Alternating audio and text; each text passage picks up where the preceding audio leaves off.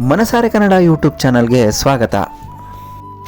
ಒಂದೆಲಗ ಅಥವಾ ಬ್ರಾಹ್ಮಿ ಹೆಸರೇ ಹೇಳೋ ಹಾಗೆ ಒಂದೇ ಎಲೆಯಿಂದ ಕೂಡಿರುವ ಸಸ್ಯದ ಎಲೆಗಳು.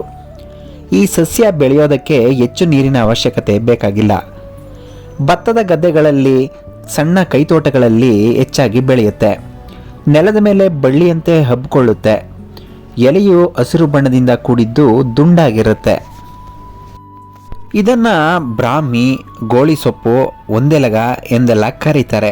ಸಂಸ್ಕೃತದಲ್ಲಿ ಮಂಡುಕಪ್ಪರ್ಣ ಅಂತಾರೆ. ಇದನ್ನು ಪ್ರಾಚೀನ ಕಾಲದಿಂದಲೂ ಔಷಧೀಯ ಗಿಡಮೂಲಿಕೆಯಾಗಿ ಉಪಯೋಗಿಸ್ತಾರೆ. ಅಡುಗೆಗೂ ಕೂಡ ಬಳಸ್ತಾರೆ.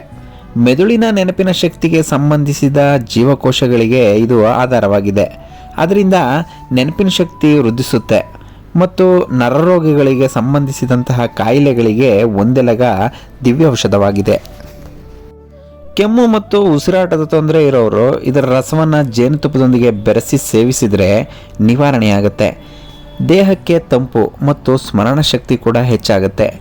ಇದನ್ನು ನಿತ್ಯ ತಿಂದರೆ ಬುದ್ಧಿ ಚುರುಕಾಗುತ್ತೆ. ಮಕ್ಕಳು ಪ್ರತಿನಿತ್ಯ 2 ಎಲೆ ತಿನ್ನೋದ್ರಿಂದ ಜ್ಞಾಪಕ ಶಕ್ತಿ ಹೆಚ್ಚಾಗುತ್ತೆ ಅಂತ ಹೇಳಲಾಗಿದೆ.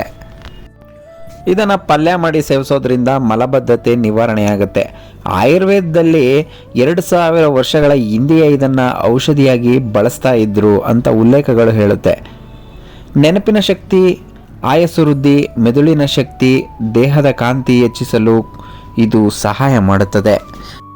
ಇಷ್ಟೊಂದು ಔಷಧೀಯ ಗುಣಗಳನ್ನು ಹೊಂದಿರುವಂತಹ ಒಂದೆಲಗ ಸೊಪ್ಪಿನ ಉಪಯೋಗವನ್ನು ಪಡ್ಕೊಳ್ಳಿ. ವಿಡಿಯೋ ಇಷ್ಟ ಆಗಿದ್ರೆ ಲೈಕ್ ಮಾಡಿ, ಶೇರ್ ಮಾಡಿ, ಕಾಮೆಂಟ್ ಮಾಡಿ. ಹಾಗೆ ಯಾರು ನಮ್ಮ ಚಾನಲ್ನ ಸಬ್ಸ್ಕ್ರೈಬ್ ಮಾಡಿಲ್ವೋ ಈಗಲೇ ಸಬ್ಸ್ಕ್ರೈಬ್ ಮಾಡಿ. ನಾನಕೋ ಪ್ರತಿ ವೀಡಿಯೋಸ್ನ ನೀವು ಮೊದಲು ನೋಡ್ಬೋದು ಅಂತ ಹೇಳ್ತಾ ಇವತ್ತಿನ ಈ ವಿಡಿಯೋನ ಇಲ್ಲಿಗೆ ಮುಗಿಸ್ತಾ ಇದ್ದೀನಿ. ಮತ್ತೊಂದು ವಿಡಿಯೋದೊಂದಿಗೆ ಮತ್ತೆ ಸಿಗ್ತೀನಿ. ಧನ್ಯವಾದಗಳು.